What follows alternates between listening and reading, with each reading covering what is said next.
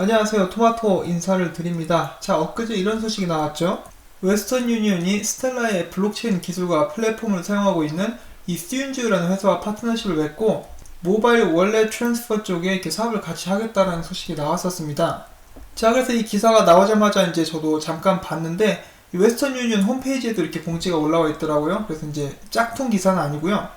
이렇게 기사가 나왔는데 이 기사를 봤을 때 이 기사 어느 곳에서도 XLM 스텔라 루멘을 사용한다는 그런 언급은 없었습니다. 자, 그리고 제가 봤을 때는 이 부분 같은 경우는 모바일 월렛 트랜스퍼, 모바일 월렛 전송 이런 기능에 대해서 같이 협력을 하는 것인데 리플사의 엑스래픽 같은 경우는 결제에 특화된 것이기 때문에 이 부분은 제 개인적인 그런 생각인데 웨스턴 유니온과 리플사의 파트너십, 엑스래픽 테스팅은 그대로 진행이 되고 있는 것 같고요. 여기 엊그제 나온 이 기사 같은 경우는 새로운 파트너십에 대한 추가 소식이 아닌가 하는 생각이 들었습니다. 뭐 자세한 정보는 저희들이 나오면 알 수 있겠죠. 자, 그래서 이 월드와이어 같은 경우만 해도 스텔라만 사용되는 것이 아니고 다른 암호화폐들이 사용이 될 것이고 이제 IBM과 그리고 스텔라 측에서 밀고 있는 것은 스텔라 기반의 그 스텔라의 블록체인 기반으로 만든 스테이블 코인을 밀고 있는 것이죠. 아직까지 봤을 때는 제드 맥켈럼이나 IBM은 스텔라 루멘 자체를 상위권 암호화폐를 만들기 위해서 이 가격 향상을 위해서 밀고 있다는 느낌은 제가 아직까지는 받지를 못했습니다. 일단 스텔라 자체가 비영리 단체인 그런 이유도 있겠지만은 스텔라 루멘 같은 경우는 이제 IBM과 함께 일을 하지 이렇게 독단적으로 마케팅이라든지 그런 것을 하는 모습이 이제 보기가 힘들죠. 그래서 IBM이 정말 큰 기업인데 이제 리플사 쪽과 잠깐 비교를 해본다면은 이제 반면에 SBI나 머큐리 FX 같은 경우는 이제 IBM에 비하면 당연히 작죠. 그렇지만 그들은 적극적으로 XRP에 대해서 광고를 하고 사용을 하겠다라고 공언을 하고 있는 그런 상황이죠. 자, 저는 이 두 개의 파트너십을, 양측의 파트너십을 비교를 해봤을 때 규모와는 상관없이 SBI나 머큐리 FX가 그 암호화폐 성장에 더욱더 크게 기여를 하는데 이렇게 역할을 하게 되지 않을까 하고 생각을 해봅니다. 자, 그리고 나중에 여러분 이렇게 생각을 하셔야 되는 게 나중에 만약에 이런 기사에서 웨스턴 유니온이 XLM을 쓴다, 스텔라 루멘을 본격적으로 쓰기 시작했다, 혹은 IBM에서 정말 적극적으로 스텔라 루멘을 밀어주기 위한 소식이나 움직임이 일어났다. 그러면은 여러분들 고민하지 마시고 정말 좋은 소식이잖아요. 그럼 스텔라 루멘도 구매를 하시면 됩니다. 많은 사람들이 오해를 할 수 있는 것이 여러분들이 리플 XRP에 투자를 했다라고 해서 스텔라 루멘을 사면 안 된다는 그런 말은 절대로 아니죠. 저희는 투자자로서 수익을 내기 위해 이 자리에 있는 것이지 단순히 리플사를 너무너무 사랑해서 빵형에게 반해서 이 자리에 있는 것이 아닙니다. 다만 리플사와 XRP를 믿는 것은 그들이 이제 사업을 굉장히 잘 해나가고 있기 때문에 정말 큰 가능성을 보고 있기 때문에 저희가 이 자리에 있는 것이죠.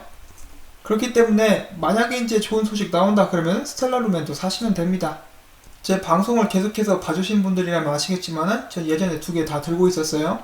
아무튼 그 다음 소식 넘어가기 전에 제가 어제 나노 X에 대해서 잘못된 이야기를 여러분들께 전달을 해드렸습니다. 제 시청자 중에 한 분이신 알파카님께서 이렇게 말씀해 주셨는데 나노사 같은 경우는 나노레즈 X의 품질 문제 때문에 물건 출고가 지연됐다라고 하네요. 앞으로 이제 최대 한 달 정도 미뤄질 것이라고 하는데 이제 좀 안타까운 그런 소식인데 제가 어제 잘못 전달을 해드렸기 때문에 다시 한번 이렇게 정정을 해드립니다. 제가 나노레즈 X를 주문을 안 해가지고 그런 부분을 이제 잘 몰랐습니다. 다시 한번 정정 말씀을 드리면서 다음 소식 넘어가도록 하겠습니다. 자, 리플사의 파트너인 센텐더 뱅크에서 만든 모바일 앱이 있죠. 원페이 FX입니다. 자, 그런데 이 원페이 FX는 엑스커런트의 기술을 사용을 하고 있죠. 이 원페이 FX에 관한 정말 좋은 소식이 나왔습니다. 2018년 5월부터 12월까지 약 8개월 동안 이 원페이 FX 관련된 볼륨이 230%가량 성장을 했다라고 합니다. 자, 엄청난 성과라고 볼 수가 있겠죠. 이런 식으로 지금 엑스커런트라든지 리플사의 기술을 사용하면서 크게 성과를 보고 있는 파트너들이 계속해서 나오고 있습니다. 자, 이것이 무엇을 의미합니까? 바로 리플사의 기술은 진짜다라는 것을 이제 의미하는 것이겠죠. 자, 이런데도 불구하고 아직도 리플사를 사기라고 하는 그런 사람들이 있어요. 자, 아무튼 지금 현재 엑스커런트를 사용을 하고 있지만 이거 역시 이제 리플사의 계획의 일환이죠. 처음에 블록체인 기술의 이점과 블록체인에 익숙해지기 위해서 엑스커런트를 사용하게끔 하고 규제 문제라든지 그런 부분들이 해결이 되고 나면은 XRP와 XRP를 사용하게 될 것이라고 생각을 해봅니다. 그렇게 됐을 때 이 센텐더 뱅크에게도 더 많은 이익이 될 수 있기 때문에 윈윈이라고 볼 수가 있겠죠. 이미 이 정도의 성과를 봤는데 업그레이드를 마다할 이유는 없다라고 생각을 합니다. 자, 그 다음엔 어떤 분이 이런 표를 만드셨는데 전고점 기준으로 지금 현재 암호화폐 하락률을 비교를 한 것입니다. 에이다 같은 경우는 95.62%, XRP는 91.81%, 트론 같은 경우는 92.31%, GKC 같은 경우는 꽤 큽니다. 99.04%, 네오 같은 경우는 95% 정도가 된다라고 합니다. 자, 다른 사람들이 이야기하기를 하락률이 클수록 상승률도 크다라고 이야기를 하고 있는데 부디 XRP 올해 안에는 전고점 한번 딱 찍어주기를 이렇게 기대를 해보도록 하겠습니다.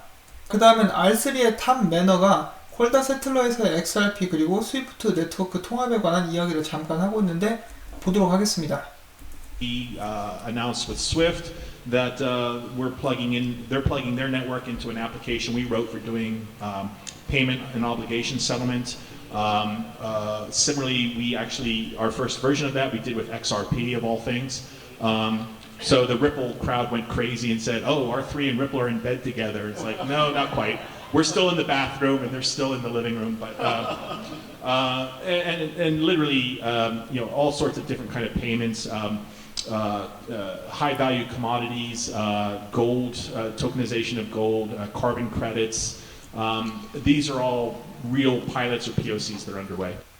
세틀러에 대해서 테스트를 하게 되었을 때 XRP를 처음으로 테스트를 해서 XRP 커뮤니티는 난리가 났었지만은 그들이 생각하는 만큼 그런 정도의 그런 관계의 테스트는 아니었고 우리는 스위프트든 금같이 값나가는 자산이든 자산의 토큰화든 다른 여러 지불 방식을 테스트 및 개념 증명들을 하고 있었던 것이다. 그래서 이 사람의 말을 들어보면은 XRP가 R3에게는 뭐 그렇게까지 특별하다라는 느낌을 받지를 못했고요. 이 사람뿐만 아니라 R3의 사장도 이렇게 이야기를 했었죠. 최대한 더 많은 플랫폼들이 R3에 올 수 있게 되고 세틀러를 사용하는 데 집중을 하고 있다 라고 이렇게 이야기를 했는데 사실 이런 부분은 저희들도 알고 있었던 그런 부분이기도 하죠. 세틀러에서는 여러 암호화폐가 사용되게 될 것이다. 그래서 저희가 기대를 해볼 수 있는 것은 나중에 이 세틀러 플랫폼에 다른 암호화폐들이 추가가 되고 나서 R3에 속해있는 고객들이 그래도 써봤는데 XRP가 제일 낫더라, 거래 처리 속도라든지 그런 면에서 XRP가 제일 좋아서 그들 스스로 XRP를 선택할 수 있으면은 그게 최상의 시나리오가 될 수가 있겠죠. 자, 그 다음 소식으로는 이런 기사가 나왔습니다. 아마존 월드페이와 제휴, 리플사와 가까워지고 있나? 라는 기사인데 아마존의 아마존페이가 월드페이와 제휴를 하게 되는데 이 월드페이를 인수한 것이 리플사의 파트너인 피델리티 내셔널 인포메이션 서비스입니다.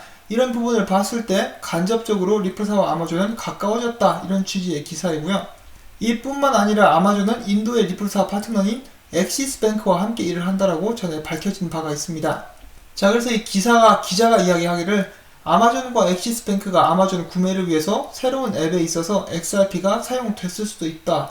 그리고 이런 부분을 봤을 때 이제 간접적으로 아마존과 리플사는 계속해서 가까워지고 있다. 그리고 장래의 파트너가 될 가능성도 있다. 이런 식으로 추측하는 그런 기사를 남겼습니다. 자, 그 다음에 리플 지역 모임에 관한 소식이 업데이트가 되었습니다. 영국에 이어서 이제 이번에는 방콕에서 이제 진행이 되었었는데요. 이 모임에는 리플사에 현존하는 아시아 쪽의 고객들 그리고 리플사의 제품에 관심이 있는 사람들도 함께 모인 자리였었다라고 합니다. 자, 어떻게 보면 마케팅을 위한 그런 자리라고도 볼 수가 있겠죠. 이제 영국 같은 경우는 기존의 파트너들이 나와서 발표를 했습니다. 리플사의 제품과 XRP를 사용함으로써는 이점에 대해서 사람들에게 이야기를 했고 그 자리에 역시 이제 이렇게 리플사에 관심이 있었던 사람들이 이렇게 모여 있었겠죠.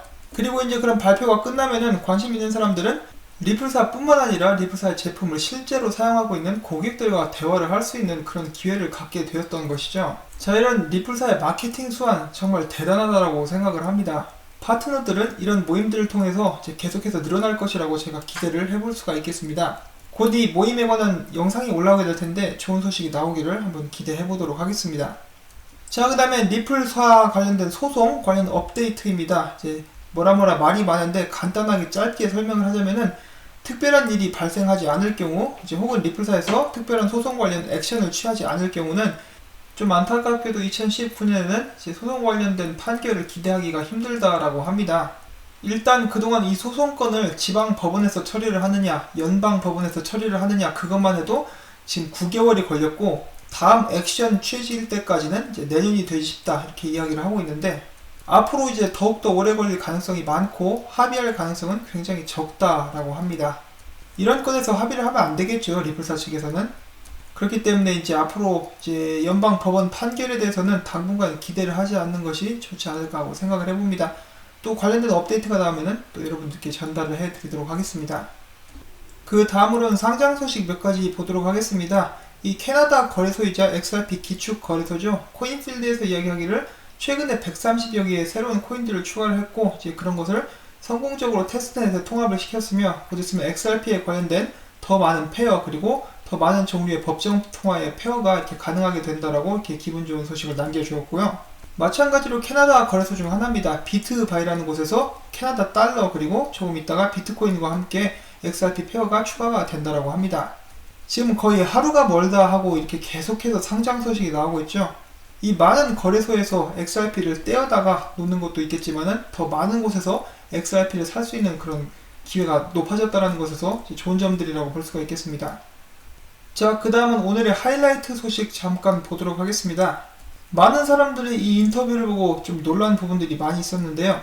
어떤 내용인지 일단 한번 들어보도록 하시죠. The fact that Ripple employs someone like me with the title of Head of Regulatory Relations goes to show how seriously Ripple takes collaboration with regulators and policymakers. That being said, over the past few years, we have engaged with several regulators, policymakers across the globe. As I was mentioning earlier, even at the beginning of the company, we took a very contrarian view of things and said, look, for the adoption of this technology in the fintech space or financial innovation space, intersection of three things is key. Financial services, technology, and regulations. So, which is why we employed, most of our employees come from these three domains. So I, for example, and my team we have engaged with 40 central banks, policymakers across the globe. We engage with global bodies like the G20, OECD, Financial Stability Board, FATF, IOSCO, IMF, and so on, to help these bodies first to educate them what this space is all about, what is blockchain, what are digital assets, what are the risks, what are the opportunities, and how do you regulate the risks without stifling innovation.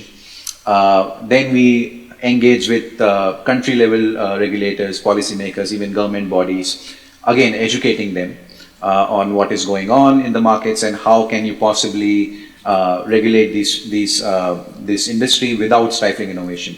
On the innovation side per se, we have partnered with a lot of central banks. So we ran a POC with Bank of England last year, helping them connect different RTGS system using ILP.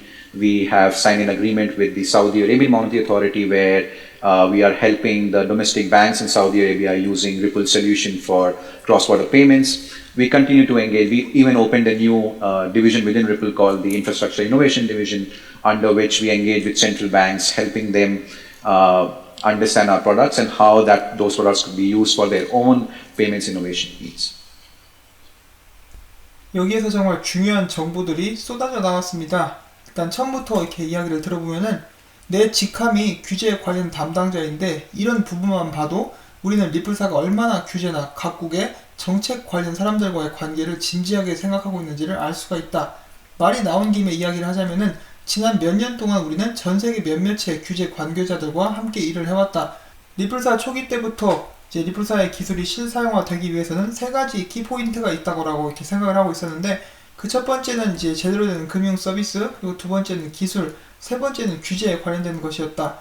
자, 그리고 여기서부터 이제 좀 중요한 이야기가 나오는데 이 사람이 계속해서 이야기를 이어가기를 나와 내 팀만 해도 전 세계 40개의 중앙은행들과 그리고 또한 정책 관계자들과 일을 해왔고 40개입니다. 40개. 그 다음에 우리는 국제기관 같은 G20, OECD, 그리고 금융안정위원회, 국제증권감독기구, IMF 등등 같은 곳들과 만남을 가지면서 이 조직들에게 블록체인이란 무엇이며 암호화폐가 무엇인지에 대한 이해를 돕기 위해서 또한 추가로 규제에 관련된 부분들에 대해서 이야기를 하기 위해서 이런 큰 조직들과 이야기를 해왔고 또한 우리는 그 다음에 국가 단위의 정책 관계자들과 그리고 또한 정부 관계자들과 이야기를 해왔다.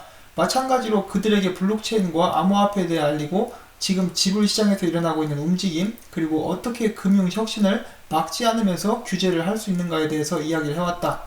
그리고 금융 혁신에 대해서 잠깐 이야기하자면은 리플사는 여러 중앙은행들과 파트너십을 맺고 있는데, 예를 들어 영란은행 같은 경우는 인터레저 프로토콜을 사용하는 것에 대해서, 그리고 사우디 중앙은행 같은 경우는 사우디 국내은행들이 리플넷을 통해서 국제송금을 하는 것에 대해서도 이렇게 이야기를 해왔다. 그리고 또한 리플사 내에는 Infrastructure Innovation Division이라는 부서가 따로 있는데, 이 부서에서는 각국의 중앙은행들을 전담해서 리플사의 제품들에 대해서 설명을 하고 어떤 부분에서 사용이 가능한지에 대해서 알려주고 있다라고 이야기를 하고 있습니다. 자, 그래서 리플사 내에서는 이제 각국의 규제 관계자들과 같이 일을 할 수 있도록 하는 그런 부서가 따로 있다는 것을 저희가 알고 있었는데, 과연 이 부서와 이 새로 이번에 언급된 Infrastructure Innovation Division이라는 부서가 같은 부서인지는 모르겠는데, 아무튼 중앙은행들을 전담 마크하는 그런 부서가 따로 있다라고 합니다. 그리고 IMF뿐만 아니라 정말 OECD라든지 G20, 전 그거 들으면서 약간 깜짝 놀랐는데, 이런 국제기관들과도 이제 계속해서 만남을 가져왔었다는 거. 이미 전 세계 높은 그런 기구라든지 그런 데서는 리플사의 존재에 대해서 알고 있다는 것을 저희가 이렇게 다시 한번 확인을 할 수가 있는 그런 부분이라고 볼 수가 있겠는데, 지난번엔 국제무역기구 보고서에 리플사가 이름을 올린 적이 있었죠. 자, 어떻게 보면 저희들은 시간과의 싸움을 하고 있는 것일 수도 있겠다라는 생각이 듭니다. 이렇게 아직도 사람을 깜짝깜짝 놀랄만하게 하는 그런 소식들이 계속 나오고 있습니다. 그런데 이제 더 놀라운 것은 그런 일이 몇 년 전부터 계속해서 진행이 이미 되어 왔었다라는 것인데, 앞으로 더욱더 놀라운 일들이 아마 저희를 기다리고 있는 것은 아닌가 하고 기대를 해볼 수 있게 하는 그런 부분이라고 볼 수가 있겠습니다. 자, 마지막으로 재밌는 짤 하나 보도록 하겠습니다. 미국에서 열리고 있는 포커판인데, 이제 판돈이 1억 달러라고 합니다. 그런데 여기 있는 이 사람, 이 모자 보이십니까? 호들, 이렇게 버텨라 혹은 존버하라 그런 뜻인데, 여기 보면은 리플사의 로고가 이렇게 그려져 있죠. 아무래도 이 리플러가 아닐까 하고 이렇게 생각을 해볼 수 있는 그런 부분입니다. 자, 오늘 정말 중요한 소식들 몇 개가 나왔습니다. 특히 XRP 홀더로서, 투자자로서 알아두면 힘이 될 만한 그런 소식들이었기 때문에 어떻게 보면 정말 기분 좋은 방송이라고 볼 수가 있겠고요. 제가 오늘 전달해드린 정보들이 도움이 되셨다면 꼭 구독과 좋아요, 그리고 그래 주말에도 열심히 일한다, 수고했다라는 의미에서 광고 시청을 처음부터 끝까지 봐주시면 정말 도움이 많이 되겠습니다. 광고가 끝날 때까지 시청을 해주셔야 저에게 도움이 되고요. 이 광고 덕분에 제 채널은 하루하루 살아남고 있습니다. 시청해주신 여러분들께 진심으로 감사드리고 행복한 주말 되시기를 바랍니다. 안녕히 계십시오.